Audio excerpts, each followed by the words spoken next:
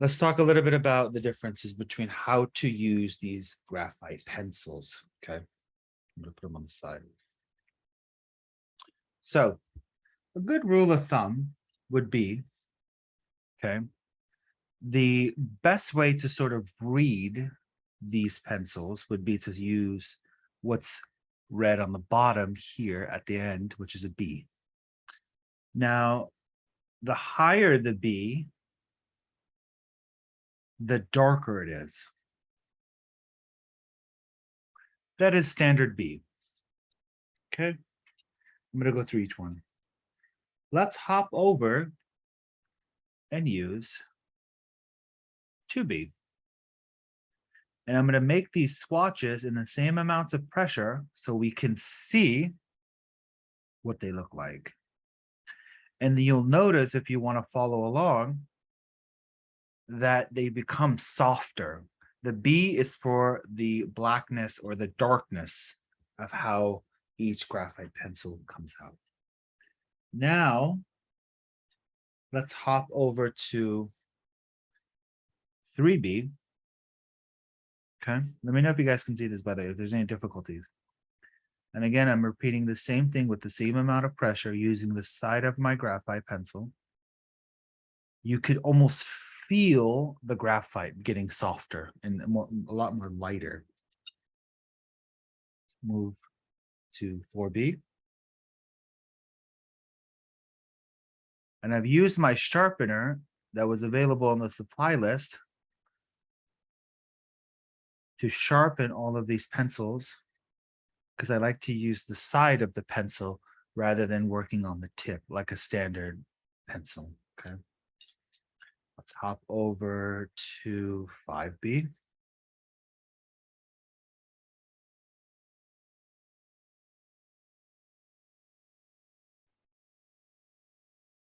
Again, they do not have to be perfect, because that's not what's important throughout this assignment. It's really understanding the material.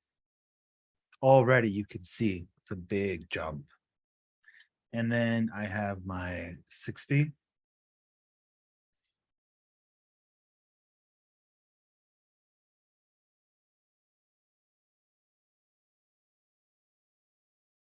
Okay. The darker it gets, the higher the number is. Okay. A good rule of thumb, if you're looking at it in a more sort of grid-like sort of way, and the center, if you had a B, to the right will be higher, obviously, which will be 2B, 3B, 4B, 5B, and so on and so on. 7B, and then to 8B.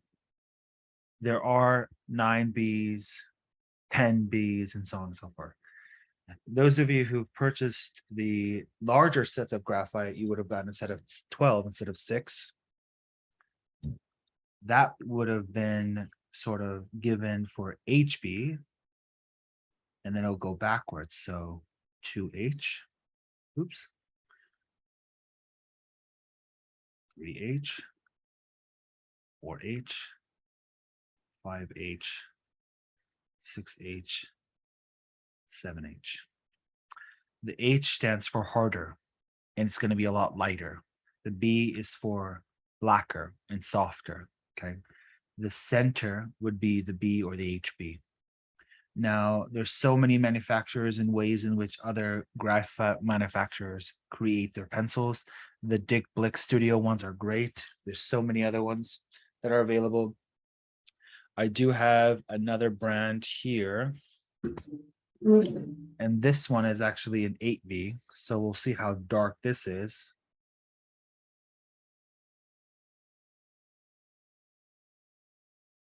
I personally love working with a darker B.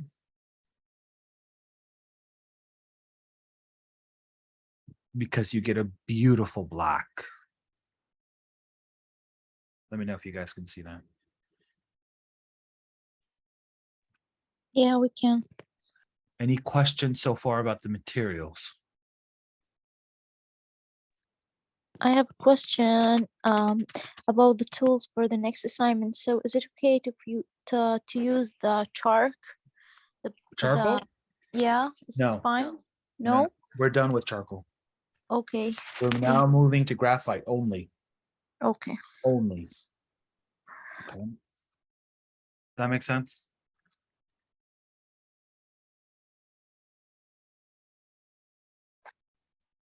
Alrighty.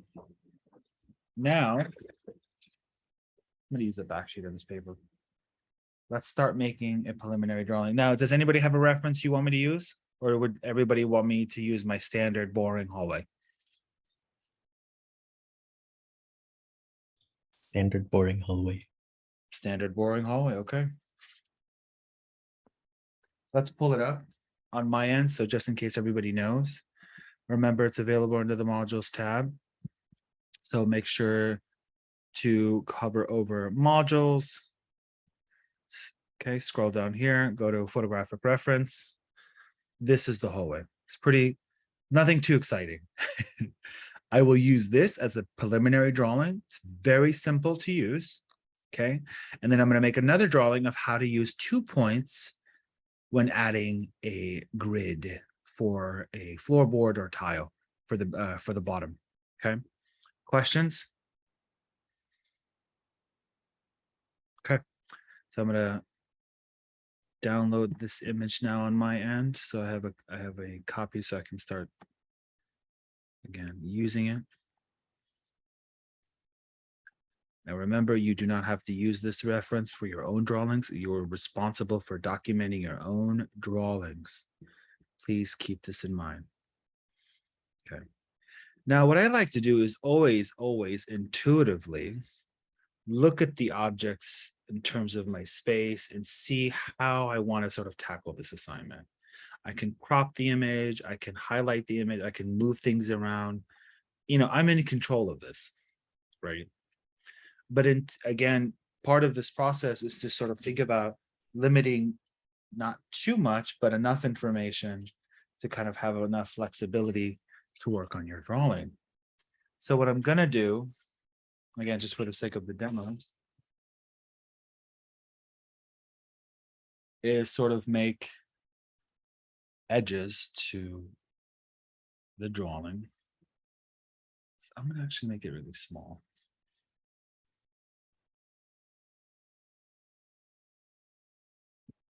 And I'm just framing out with some tape the sort of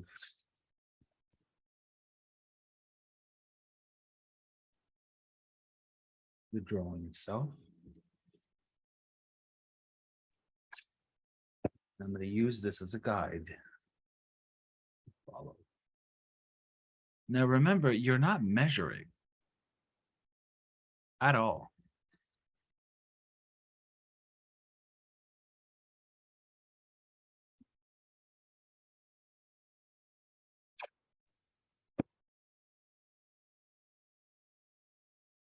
You first want to work almost freehand.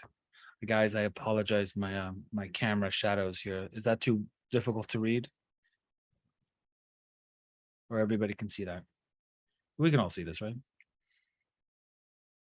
Yeah, we can. Yeah. Now, a good rule of thumb would to always be aware of where you are in the physical space. Okay, I have my ruler here. When I'm looking at this hallway, I can see intuitively, it looks like I'm probably in the center. Right? I just made a line or a little mark here. I'm going to make a vertical line that runs through the center right now.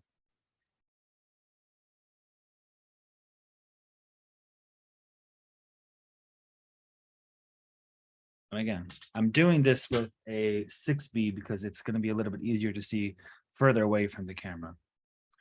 I'm also going to identify where my horizon line will be. So I'm actually thinking I can mark it at 10 right over there to keep it nice and straight so I can then start to see that's about what, 4.5 this way. And that's slightly smaller, which is interesting. And it looks like my horizon line, it would probably be actually slightly higher. I see more of the floor than I do the ceiling. What about that? I'm going to mark this as my vanishing point, just so I can see eye level line where the horizon line is. But if the hallway ends in the center from the image, from the photograph, I'm going to mark it right over there. Okay. I know, again, intuitively, Alberti says that the picture plane is the edge of my paper. I'm looking at the edges of the reference, and I know right around here from the top right of this corner, that line converges onto a vanishing point. So I'm going to take my ruler and I'm going to mark it here. And again, you guys can follow along in this process, complete up to you. And I'm going to do the same thing because it seems like right around here is where the top of that back wall converges onto that space. And I'm going to make a line that converges onto this vanishing point. Okay. So that's my ceiling, ideally. I'm going to do the same thing on the bottom. And then you'll see how many times I'm going to overlap. You'll see the lines overlapping each other. So it's going to go through walls and space. Okay. I notice intuitively on the bottom, right around, I would say here, is where the edge of that hallway ends off of my picture plane. Okay. And then same thing here. It almost goes to the corner, but not right, not quite. It goes all the way down here. And always, you notice the paddings on the back of these rulers are great. So if you move it around, it doesn't move. Okay. Enough gravity will actually ground it to the surface of your paper. So this is what the space looks like now, intuitively, so far. I'm going to then say that back wall, that rectangle from the image that I have, is roughly what? Not too far away, right? But I know that this door is a lot wider and there's a sort of indentation of an opening to this side of the left. Okay. And that probably is right around here. So I'm going to mark a line. I'm going to start drawing that in there. And notice I'm working, instead of putting my ruler here, I want to see the picture edge of this picture plane. So I'm going to flip it because I want to see the side. I'm going to make a right angle that runs through the entire drawing.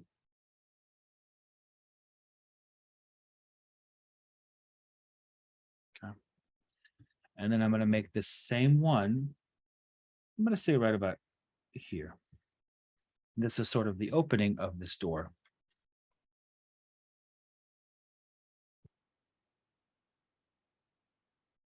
And this is what happens when I always see students think about, do I add more? Do I add less? What happens if this line is off? Then the entire image is off. I notice, again, intuitively, when I look at a door, it doesn't go all the way up to the ceiling.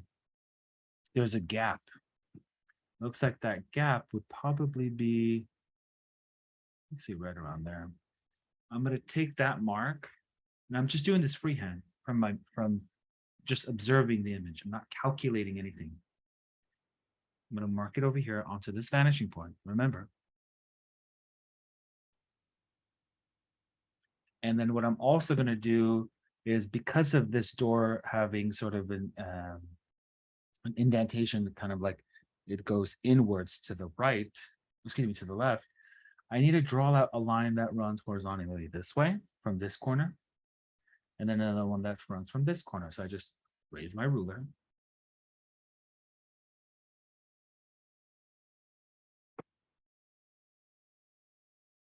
Okay. Now what I could do in theory, I could start erasing all of those lines that I don't need.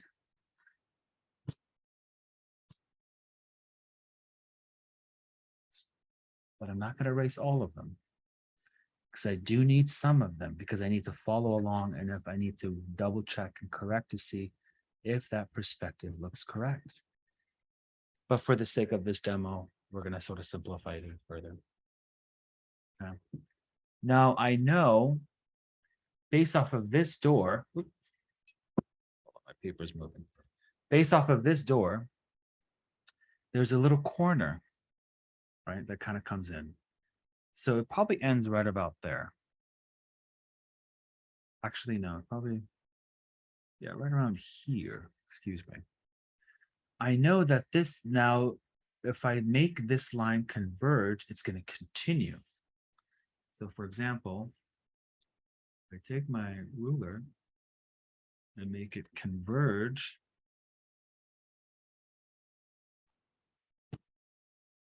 that will then help me understand this corner here. So if I go back to that point and make a straight line.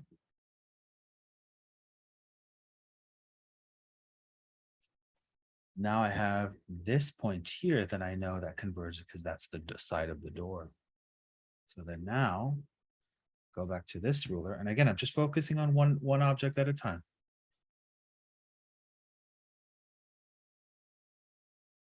There's so many ways to tackle this assignment.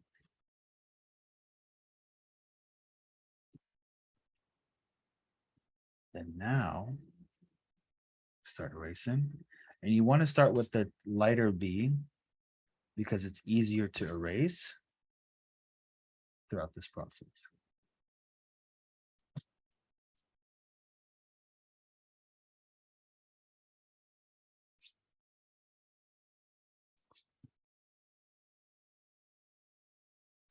But I sort of fill this in here.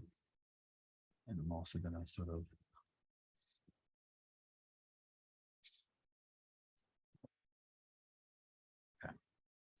I know now that there's molding on the base of the ear. I could add that in there.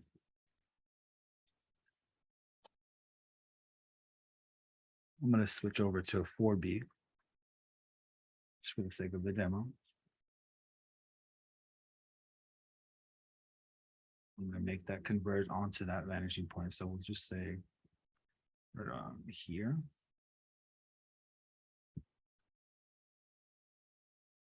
Oh, hold on. Forgot to make it continue all the way down. Take a ruler. There you go. But then now I can erase this.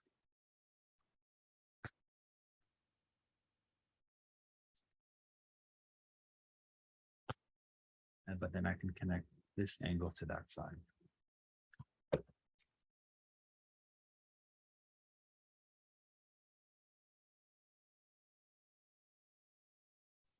Now what I'm going to do is sort of darken the molding.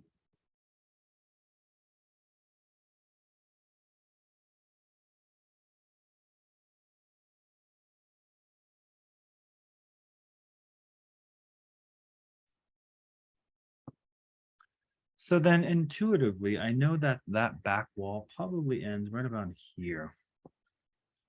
Again, I'm just looking through observation. I'm going to make the base of that wall. I should say the bottom of that wall. Okay, and I can run it through the whole thing. Okay, I'm also going to do the side. So what I'm going to do, I'm going to put my ruler on that point, make it a straight edge.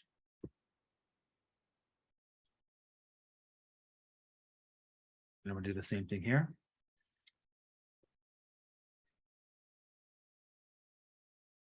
Go to this corner.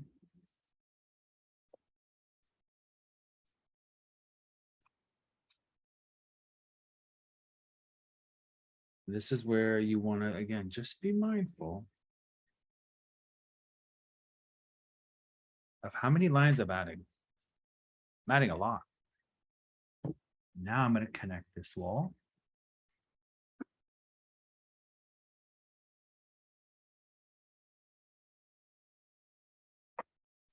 But then now I can start erasing. Because I know I don't have any tiles or ceilings on the top.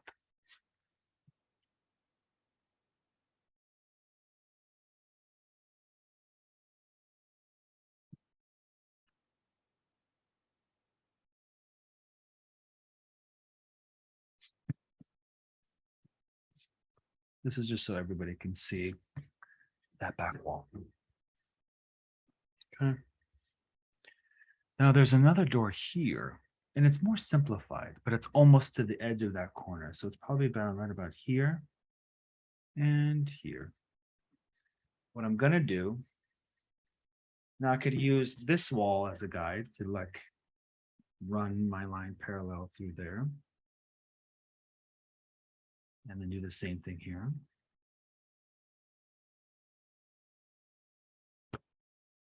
For that back wall. Now I don't need this line.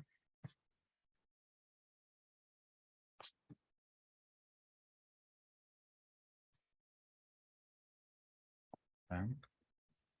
But then I can now see where the light is on this side. It's above eye level line. So then now this line I don't need.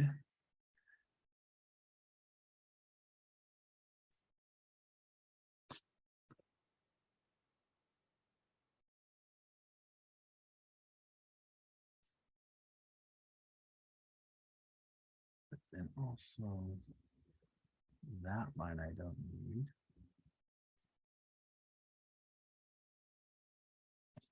And then I can darken this door. I'm going to erase these lines because I don't need these anymore. Notice how much erasing I'm doing. I want you to get in the habit of using a white eraser like a mad person, because then you'll then go back, and if you have any problems with your drawing, you can fix it.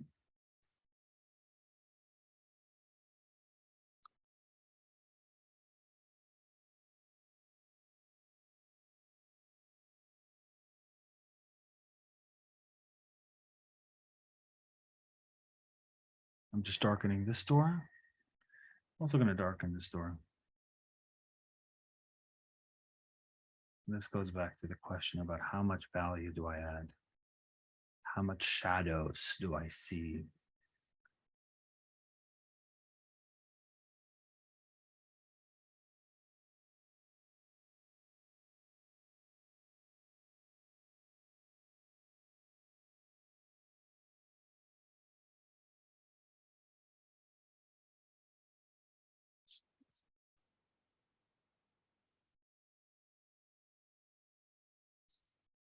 Now, and I know there's a window here. Notice I erased all of that information here, which again, I could always redraw. It's up to you. You don't have to. But let's say if I want to start making more defined lines, I can take my ruler, make a more bolder mark, have more straighter edge. And then now I can then say, oh, there's my ceiling. Make sure that conversion onto that point. Yes, it does. There's my ceiling. Now, when you're adding so much pressure on your graphite pencils and you're not seeing a result of erasing, that is completely normal. Okay.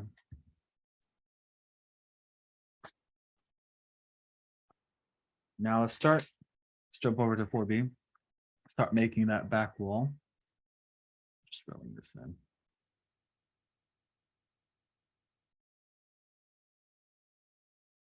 Okay. So you could do this freehand by just adding a rectangle, but you could again use your ruler. Why not? There is a guide. That's why it's really important to erase a lot later. But then you could use these information, these orthogonal lines that were meeting on the vanishing point. Oops, sorry. Hit my camera.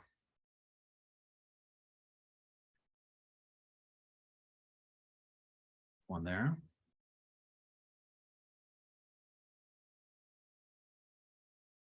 There. Top. Notice I'm working like upside down, right side up. I'm moving the actual ruler multiple times.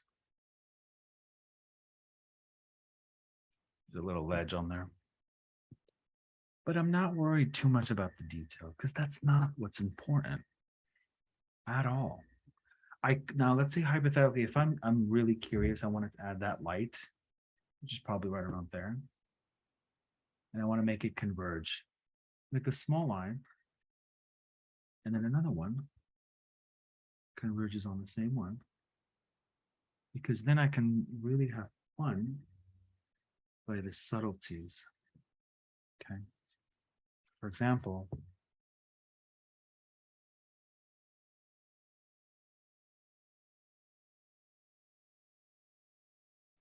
notice how gently I'm moving my ruler left and right. There's that little light.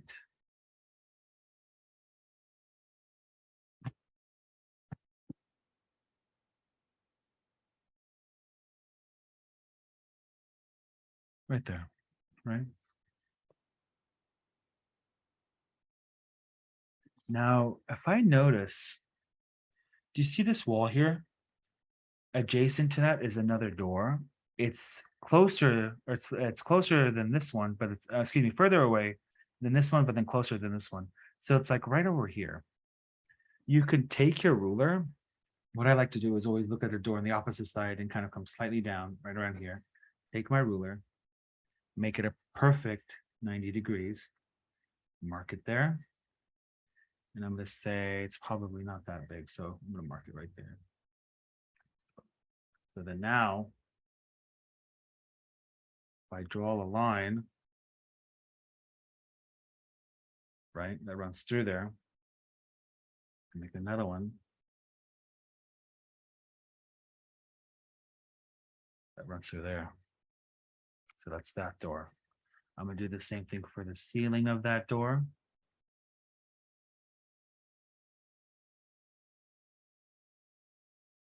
Bam. And I noticed that that also has a sort of really interesting indentation right there. And another one toward the top. You go to these corners. And that's it. Now start erasing.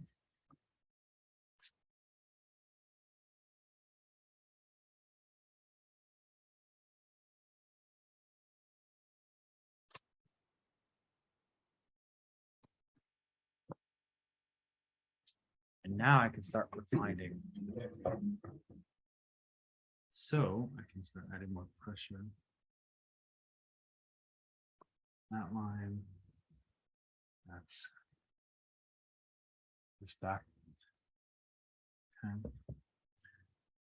Some value here.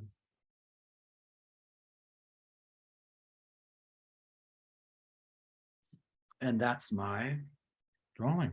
That was it. Notice, what did I pay attention to the most?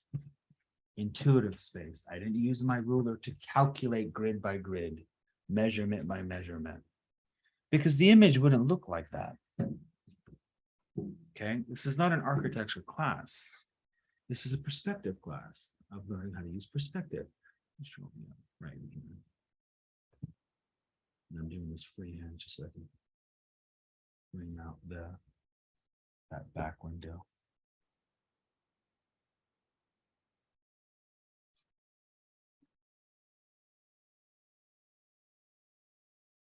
This is one way to use perspective to create your drawings.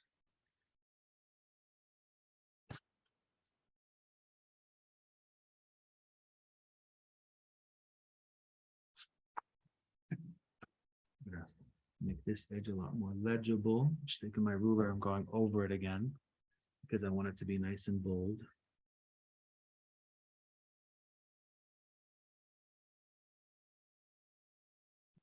Here.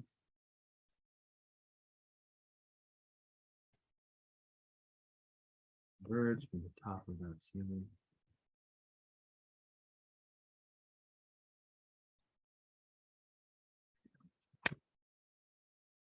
Now, if you want, you could add more texture, more line quality, more information, more detail. Like for example, I can add the molding here. Do it at the opposite side, that converges all the way there.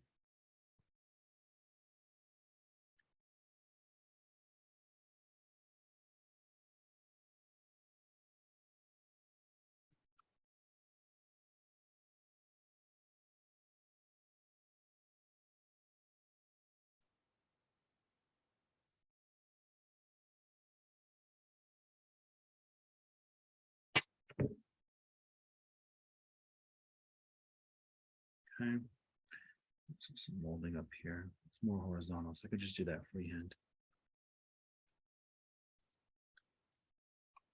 But then if you wanted to add more layers and textures throughout this piece, you can with shadows and values. You don't necessarily have to. Like, for example, I'm taking a deep 8B. And I'm exaggerating these shadows. Notice I'm using the side of the pencil.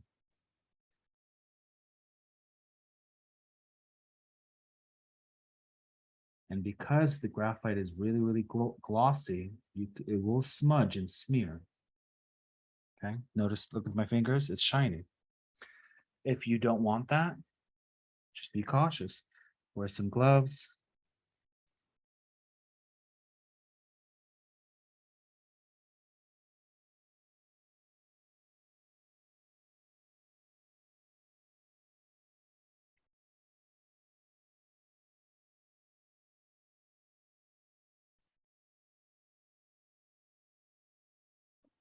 Just sort of going over these edges with a darker color.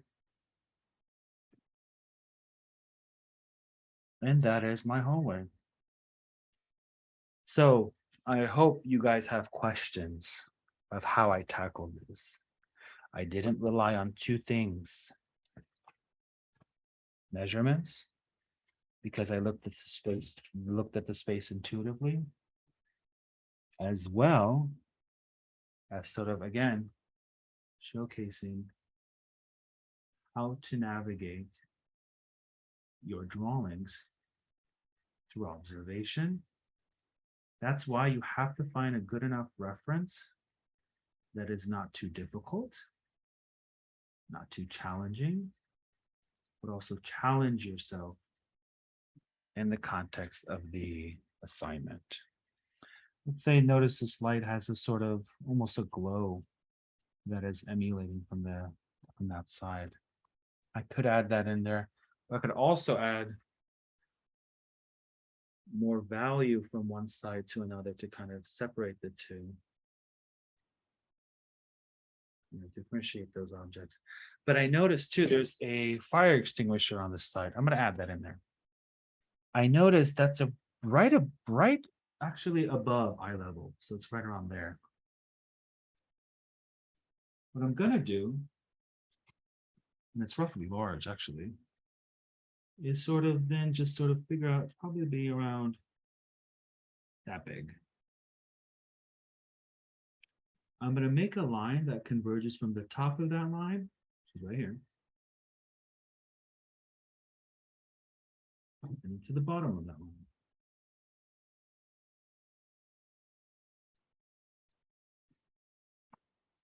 Okay. What I'm doing is then figuring out how deep and how wide that fire extinguisher is.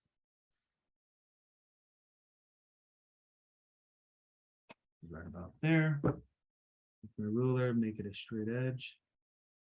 That's the side. And that's the side. Now I have enough information to make a vertical line, to make the indentation of it onto the wall and not just sort of floating in space.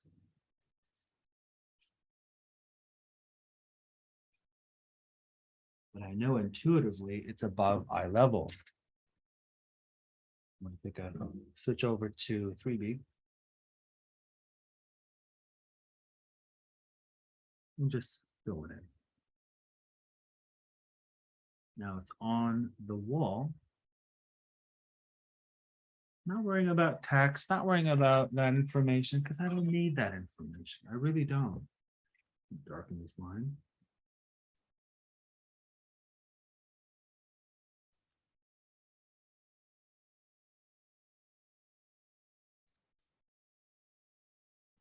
bottom line as well. Always make it recede into the space. Okay.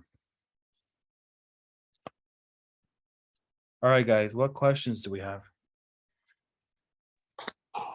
Thank you for this. It's easier to see than thinking about it only. My question was, is it okay if we didn't add all the details that we will take from that demo? Absolutely. Okay, thank you. Less is more. Again, I'm not interested in detail at all. I'm interested in one thing and one thing only, which is what? Lines. Exactly. Perspective. Because that's what perspective is. Now, if you would like to tackle multiple vanishing points throughout this process, you can. Noticing I'm going over with my fingers, I'm blending all that graphite. I don't see why not. Use your ruler, use your eraser to make lights, make shadows. I can start to see there's like sort of lights that are glowing from these sides. I'm just making textures on the walls. Blend some of that in.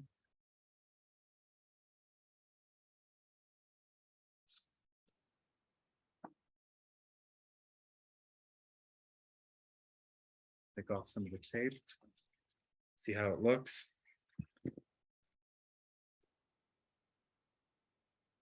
Hey. Oh, this looks good. Looks better in person instead of the camera because it's a little hard to read.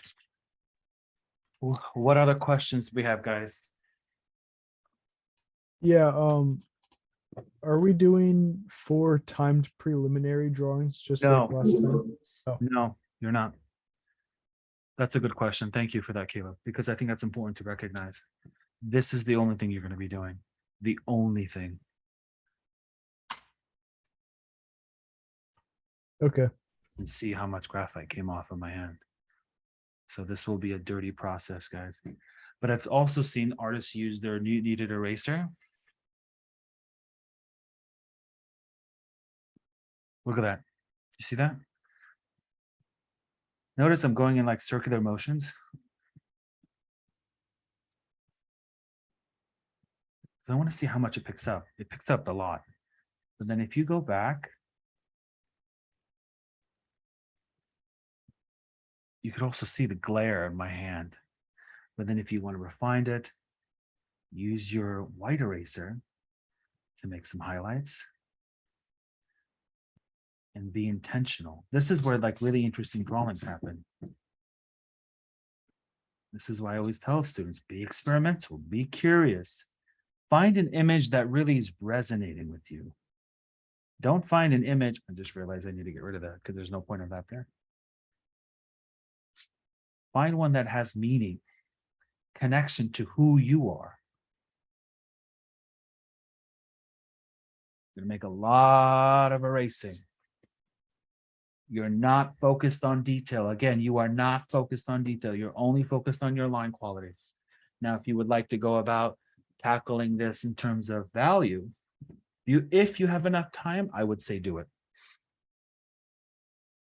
Okay. Was this helpful, guys? And be honest. If it wasn't. Very Yeah. helpful. Very helpful. Okay. Take your time. Again, if those of you who needed more additional assistance, remember always to shoot me an email. If I don't respond, I apologize in advance. Okay. But send me a reference and say, hey, Ayad, is this a good reference? Should I use this? Should I use something else? So on and so forth. But really trust your eyes through observation. Once you have a good enough reference, okay, let me do a screen share.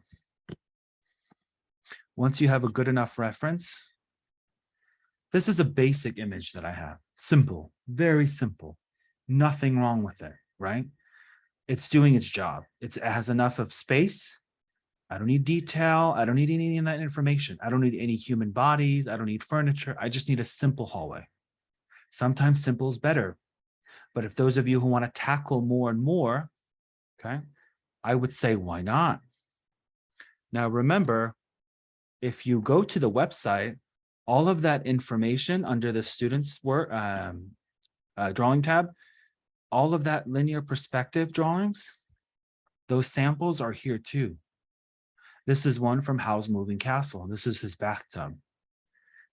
It's amazing to see how different and diverse some of these drawings are, right? But they all deal with what? Perspective, line. One of the students wanted to tackle this. Okay, they went, because they had enough time, they were managing it so well. This is a really great urban downtown construction site in downtown that the artist wanted to use, that they were then focusing, this is above a bridge, if I'm not mistaken, of looking at what they're interested in, but also sort of thinking about the narrative, symbolism, the ideas of how they want to bringing the viewer's eye towards that perspective. So again, all of that information is available under the website. Okay, this is the back alleyway to somebody's apartment, right? All of this is here. Okay, all of that is here. Please review that under your own time, under the student's work. Okay. Any further questions or concerns about this assignment? This will be due next week. You will submit a reference and your completed drawing. That is all is required. Okay. Do 6 p.m. 6 p.m. sharp. Exactly. Critique will start right at 6. Let me end this recording so we can then